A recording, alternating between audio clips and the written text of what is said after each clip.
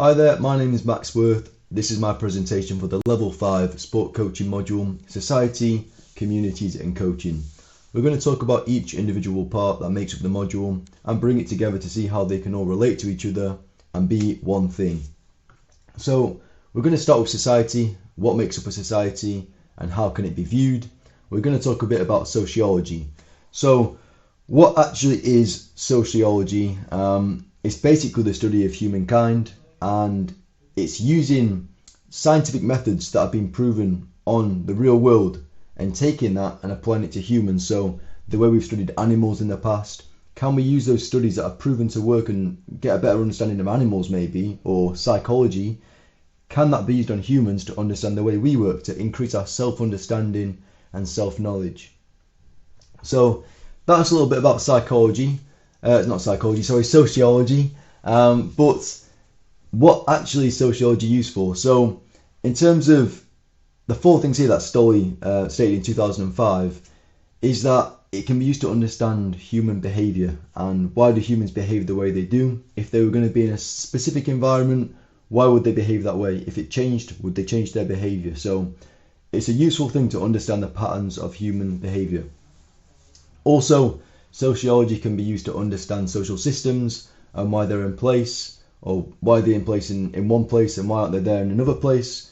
And it helps us understand world perceptions as well, which is a big thing because around the world there's lots of different views, beliefs, and some people may think, oh, this is right, they may think you're wrong, but sociology helps us understand why someone may believe that way and why it could be right in their own socialization. So it also links to the last one, cultures, societies around the world. We need to understand that because, again, the world perceptions, it's going to be different in different cultures. People will believe in different things and have different values. So that's a little bit about sociology in itself, but I'd like to talk about my socialization as well. So on the screen here are a few things that sort of are part of me, but I'm going to talk about why as well. The first point there about it being subconsciously picked up is a skill set which I haven't chose to have. I wouldn't say I thought, you know what, I want to be like this, because if I could do that, it would be unbelievable to say, oh, I'd want to be confident here, confident there. But sometimes it's just not like that. You may react different in a specific environment. So I think my socialization is particularly picked up subconsciously, and the skill set I have is very much from things that have happened in the past, or maybe an experience I've had that's built me as a person, or maybe knocked me as a person before.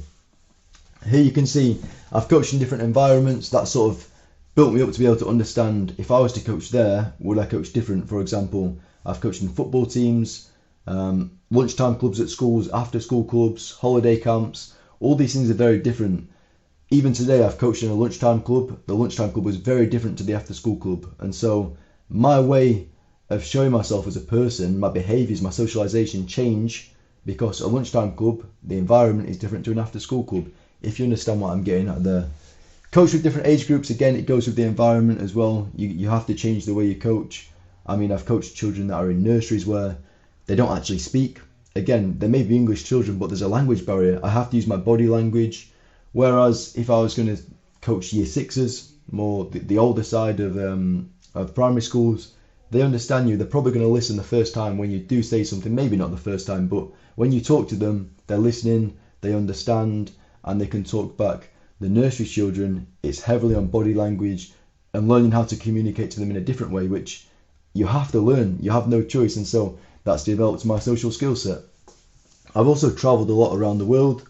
I've lived with different cultures, and again, that's helped me understand so many different parts and reasons why people believe in what they believe in. Again, the world perceptions, and it's actually built up my socialisation as well, because from being in different cultures, I've learnt new languages. As you can see, Portuguese there. If I needed to be in that specific environment, or maybe an environment where there would be children that spoke Portuguese, maybe English as well, but one coach may not be able to communicate to those Portuguese children or Portuguese participants, whereas maybe I could be the other way around. They could be, I don't know, Japanese students. I wouldn't be able to communicate to them as well as I could English and Portuguese, whereas some other coach could, because they've got that socialization, they've got that background, and it's just sort of the way that life forms you and molds you as a person overall.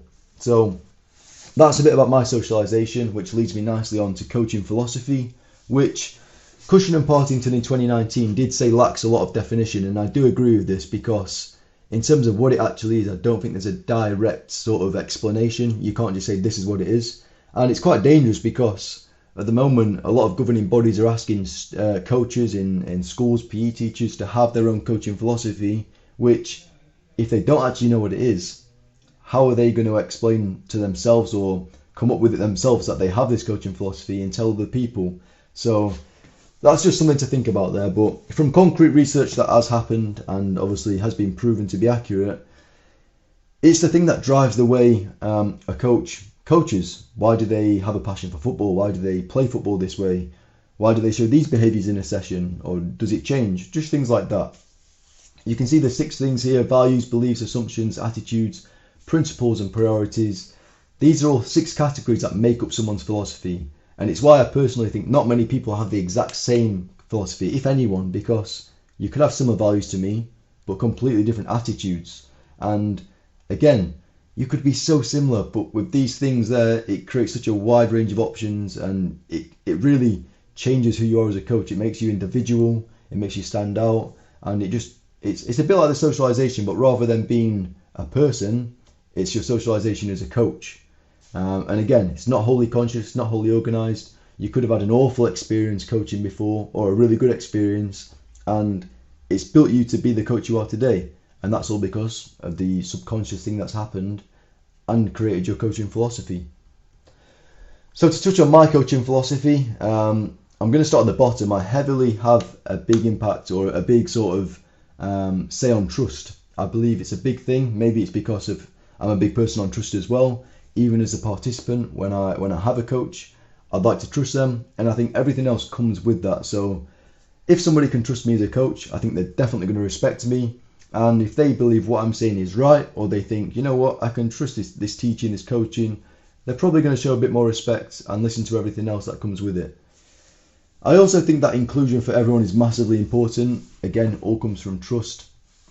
If you can set up a game that can include everyone, that's great. If not, can you get the people that aren't included or struggling to get involved? Can you create something separate? That's what I like to focus on, so that everybody's involved. And the participants have got to trust me to do that, because if I put some really advanced skilled participants in a group with maybe less skilled, are the less skilled going to think, oh, I really don't want to do this? Or are they thinking, you know what, the coach has made something here, I trust him, that we can both get involved? So again, something to think about. It's just my coaching philosophy. The last thing there, the third bullet point down, I've said that I focus on individual growth. And for me, I don't want a participant to leave my session just to be improving as a player. I'd rather them learn something and take it away to improve as a person. Maybe they become more intelligent or aware of something. Maybe they improve their respect for other people. If they can learn that fighting is not the answer, and they can take it away from a football match but put it into school life, that's great. Or just learning to listen to me and then listen to their teachers in school, they're growing as a person. And that's just big on my coaching philosophy.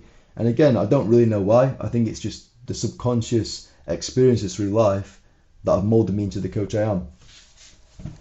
So I'm going to talk about a project called Rio, which was launched in 2013 by Robert Malangrão in Brazil. So Rio is very well known for its favelas, and it's actually what the project is about.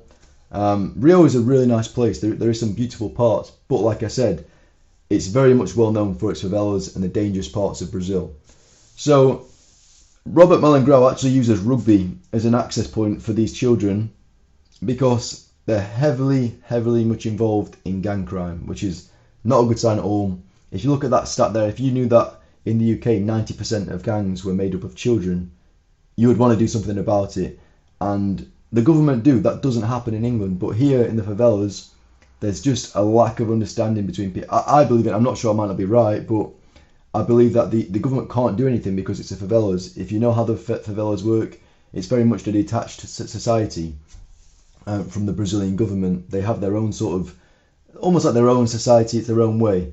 And if you look at what drives these children to join these gangs, it's shocking really, because as little as adrenaline, if a child's just wanting to feel a bit more adrenaline, why join a gang? Why couldn't they play a football match, play some sport? Or is it that they don't have access to it? And this is where Unreal comes in and creates that access, creates an escape from this dangerous environment. If you could remember those bottom things at the bottom point there, so financial struggles, desire for a greater sense of belonging.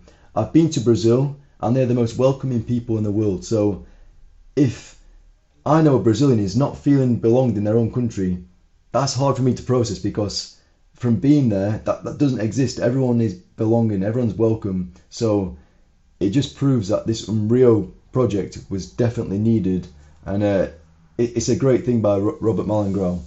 So the last thing I want to talk about on this slide is rugby. It obviously comes from another culture, British culture. It's heavily influenced by manners, respect, and sort of being united as a team. And I think those characteristics of rugby heavily help these main drivers for the kids that are wanting to go into gangs. So I'm not saying rugby is going to solve everything, but if you can teach these kids the things that come with rugby, like I said before in my coaching philosophy, they can take that into their own lives. Now, if we look at what Unreal's actually done, as you can see there, I'm not going to read them all out for time, but people are more confident they can achieve their goals. They've got improvements in classroom behaviour. 83% feel they get on better with people. That's there is showing that there's more of a sense of belonging and they're enjoying life. It's just a big improvement that rugby's done. I'm not necessarily saying, like before, I'm not saying that rugby's going to fix everything, but the things that come with it have made a big difference. Now, if I was to coach in this environment, I would need to understand a big thing, which is a habitus. And a habitus is how they engage with the world. It's like, again, a similar topic throughout this PowerPoint is that it's largely unconscious. It's just molded people. It's molded the society the way it is. And the habitus could be completely different to mine, especially because it's very different around the world.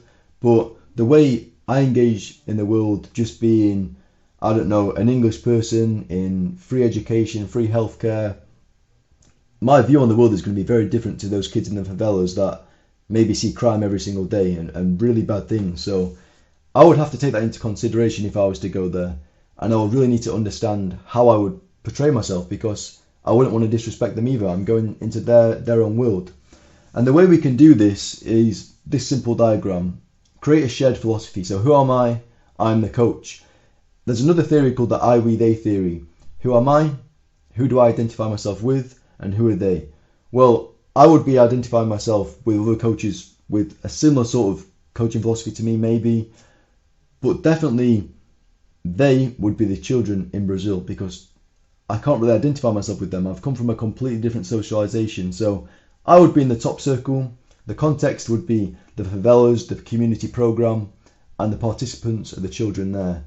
And in that overlapping section in the middle, that is where the shared philosophy goes. What do we all kind of sort of strive for? What do we drive in life for? And for me, a big part of my coaching philosophy was trust and respect.